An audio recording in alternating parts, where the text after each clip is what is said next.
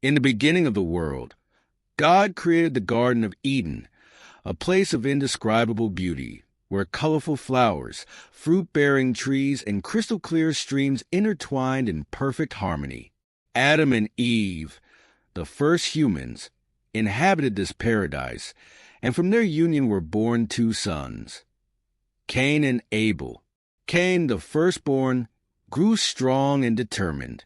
From a young age, he showed himself to be a hard worker, dedicating himself to agriculture. Abel, the younger brother, was a gentle and sensitive shepherd, caring for the sheep with love. The brothers were different in many ways, but both wished to please God and seek His favor. Years passed, and Cain and Abel became men. Cain worked diligently in the fields, while Abel spent his days among the sheep, nurturing his flock and observing the wonders of creation. Natural rivalries began to arise between them, but they still shared moments of joy and camaraderie. Cain, while working, if I could cultivate the best field in the region, I would earn everyone's respect. Abel, playfully, and I, if I care for the sheep with dedication, will be the best shepherd. The two brothers dreamed of great achievements, but the shadow of jealousy began to slowly form between them. One sunny morning, they both decided it was time to make a sacrifice to God. Abel chose the finest sheep from his flock, while Cain prepared the fruits of his harvest. With enthusiasm, they got ready to present their offerings. Cain, proudly, I will offer the best that the earth can give. God will be impressed. Abel, humbly, may God accept our offerings, regardless of who is better. They built altars and presented their offerings to God, filled with expectation and hope. God looked upon the sacrifices. Abel's offering was accepted, while Cain's was rejected. Cain's heart filled with despair and confusion, and he could not understand why his effort went unrecognized.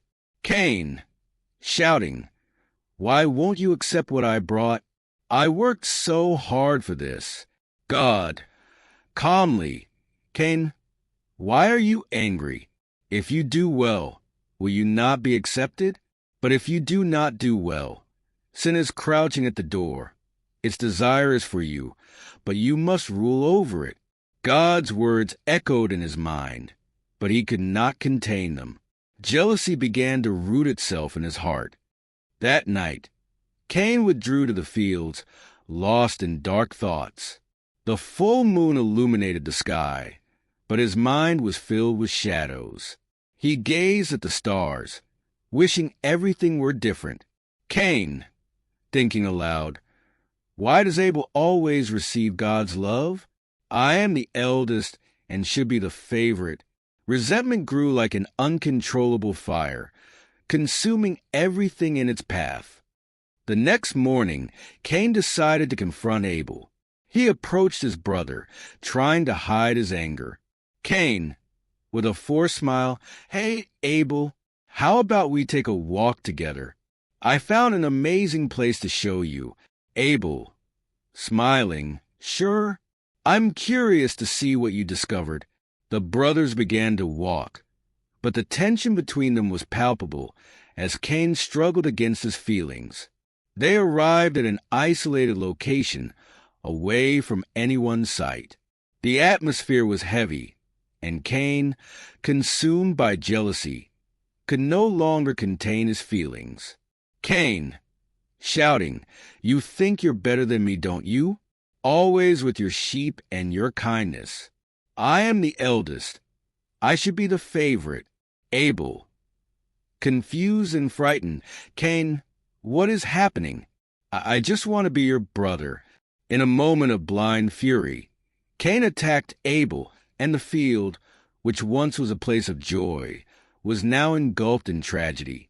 The scene was horrendous. In a fit of rage, Cain committed a terrible act that would forever change both their lives. Abel fell, and life drained from his body, leaving Cain in a state of shock and despair. Cain, in tears, "What have I done? How could I be so blind with envy?" He stood there, paralyzed, while the silence of the field echoed in his ears, a constant reminder of his tragedy. After the horrendous act, Cain realized he had done something irreversible. The weight of guilt began to settle in his heart. Then God appeared to Cain, asking about Abel's whereabouts. "God, Cain, where is your brother Abel?"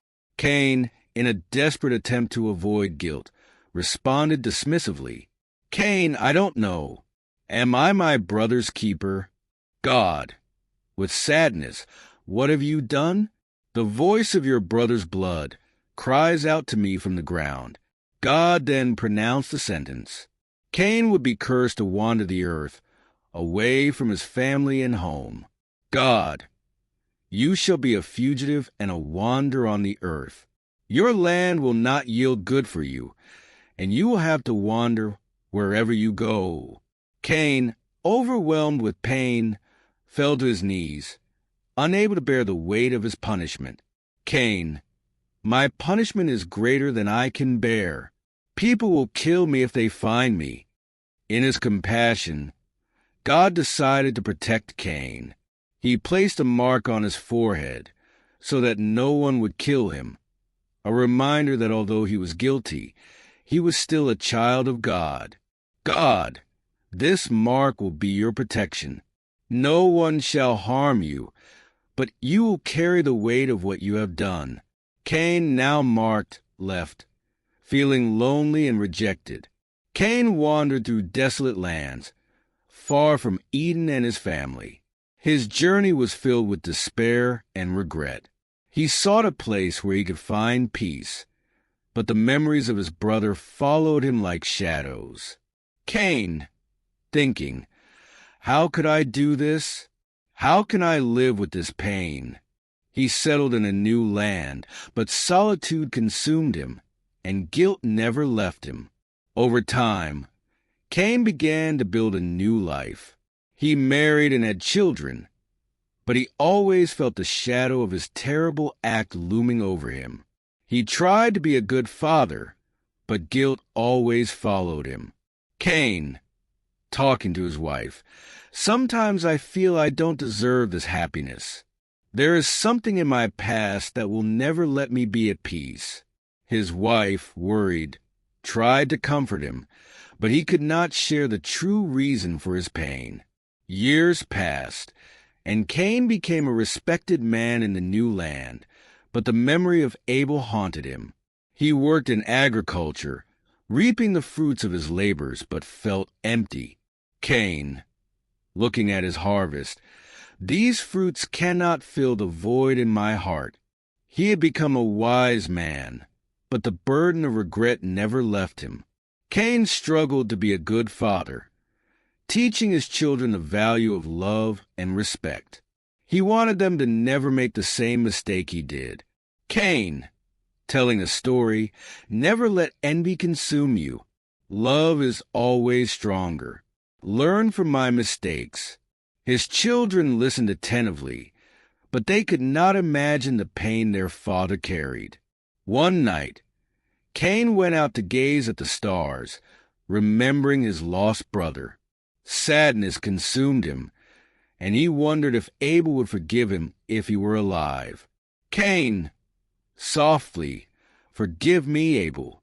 I let envy consume me and committed a terrible mistake." He felt he needed to find a way to redeem himself and honor Abel's memory. Cain became an active member of the new community, helping those in need and participating in festivals. He wanted to be a role model for his children, and in his mind, doing good was a way to atone for his sins. Cain, talking to the villagers, "We must care for one another and remember that kindness always prevails over evil." The villagers admired Cain, but he still struggled with his past. Cain decided to honor Abel's memory in a meaningful way.